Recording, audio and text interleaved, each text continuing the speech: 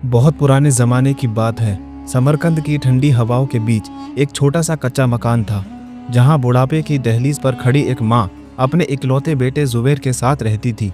जुबैर की शख्सियत में एक अजीब सा राज छुपा हुआ था। उसके बचपन से ही उसकी कमर पर एक छोटी सी तलवार लटकी रहती थी। गांव वाले मजाक उड़ाते, पर माँ की आंखों में हमेशा फिक्र रहती, क्योंकि जैसे जैसे जुबैर का जिस्म फौलाद की तरह मजबूत हो रहा था, वो बेजान तलवार भी अपने आप बड़ी होती जा रही थी। एक रात जब आसमान तारों से लदा हुआ था, जुबैर की नींद अचानक खुल गई। उसने एक ख्वाब देखा था। अगली रात फिर वही मंजर, और तीसरी रात भी वही ख्वाब। जुबैर पसीने से तरबतर होकर उठा, पर उसके चेहरे पर डर नहीं, बल्कि एक रूहानी सुकून और मुस्कान थी।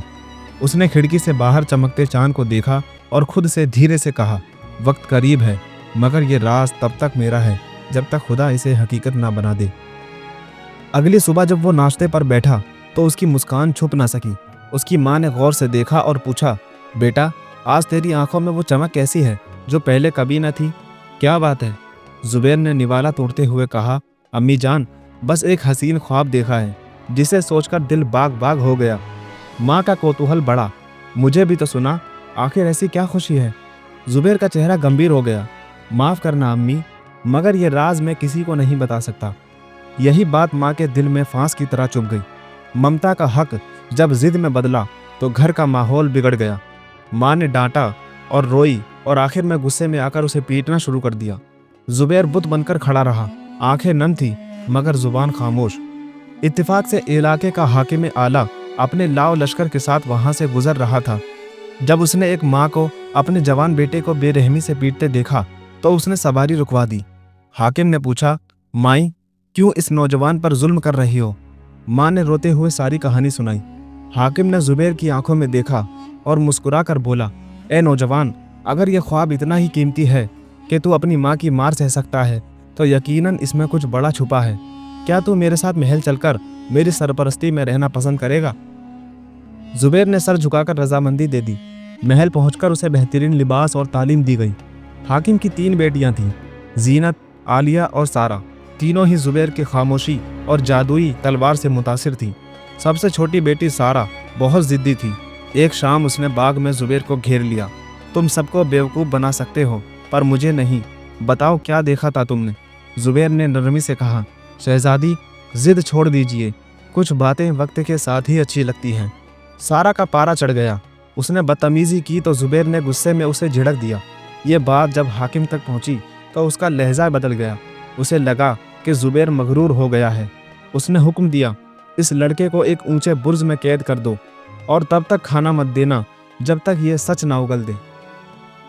मजदूरों ने एक विशाल मीनार खड़ी की, मगर बड़ी शहजादी जीनत, जो जुबैर की अक्ल और सब्र की इज्जत करती थी, उसने मजदूरों को कुछ सोने के सिक्के देकर एक गुप्त जरोखा रखवा दिया। वो हर रात चुपके से उसे लजीज खाना और पानी पहुंचाती। दिन महीनों में बदल गए। अचानक समरकंद पर एक मुसीबत आन पड़ी। पड़ोसी मुल्क के अमीर ने अपनी फौजें सरहदे पर खड़ी कर दी और एक दूत भेजा। दूत ने दरबार में 3 बिल्कुल एक जैसी लकड़ी की छड़ें रखीं और चुनौती दी, अगर समरकंद में कोई दानिशमंद है तो बताए कि इनमें से कौन सा हिस्सा पेड़ की जड़ का है, कौन सा बीज का और कौन सा सिरा है। जवाब ना मिला तो जंग के लिए तैयार रहें। हाकिम परेशान था। जीनत भागती हुई मीनार पर गई और जुबैर को पूरी बात बताई। जुबैर ने मुस्कुराकर कहा, शहजादी, आप घबराए नहीं। अपने वालिद से कहें कि इन छड़ों को पानी के टब में डालें। जो सिरा सबसे ज्यादा डूब जाए वो जड़ है, जो आधा डूबे वो तना है, और जो ऊपर तैरता रहे वो टहनी है। जवाब सही निकला और जंग टल गई। मगर अमीर बादशाह चुप बैठने वाला नहीं था। उसने अगली चाल चली और 3 सफ़ेद कबूतर भेजे जो कद काठ में एक बराबर थे, और पूछा, बताओ, इनमें से बड़ा कौन है और छोटा कौन?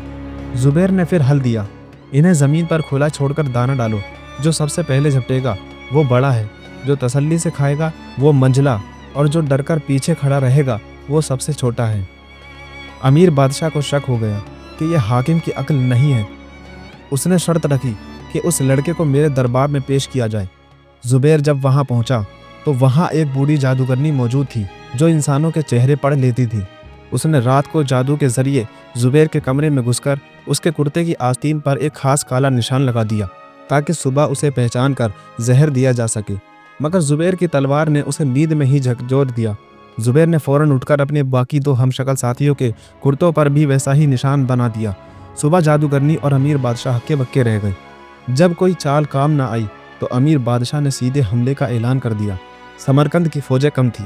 मैदानी जंग में जब दुश्मन करीब आया तो जुबैर ने पहली बार अपनी उस तलवार को पूरी तरह मैदान से बाहर खींचा। जैसे ही तलवार निकली उसमें से नीली बिजली जैसी किरणें फूटने लगी। जुबैर ने तलवार हवा में लहराई और देखते ही देखते दुश्मन के घोड़े बेकाबू हो गए और फौज पीछे हटने लगी। जुबैर की बहादुरी देखकर दुश्मन का अमीर कदमों में गिर पड़ा और सुलह की भीख मांगने लगा। जब फतह का जश्न मना और हाकिम ने जुबैर की बहादुरी के इनाम में शहजादी जीनत का हाथ उसके हाथ में दिया तो निकाह की उस मुबारक घड़ी में अचानक आसमान का रंग सुनहरा हो गया। वही जादुई तलवार अपने आप चमकने लगी और हवा में एक गूंज उठी, जुबैर, आज तेरी वफादारी और सब्र का फल तुझे मिल गया। बादशाह ने पूछा, बेटे अब तो बता दो वो ख्वाब क्या था।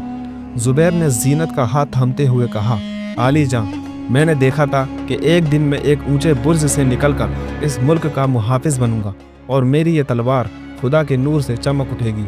मेरा ख्वाब किसी दौलत के बारे में नहीं था बल्कि इस इज्जत और मोहब्बत के बारे में था जो आज मुझे मिल गई।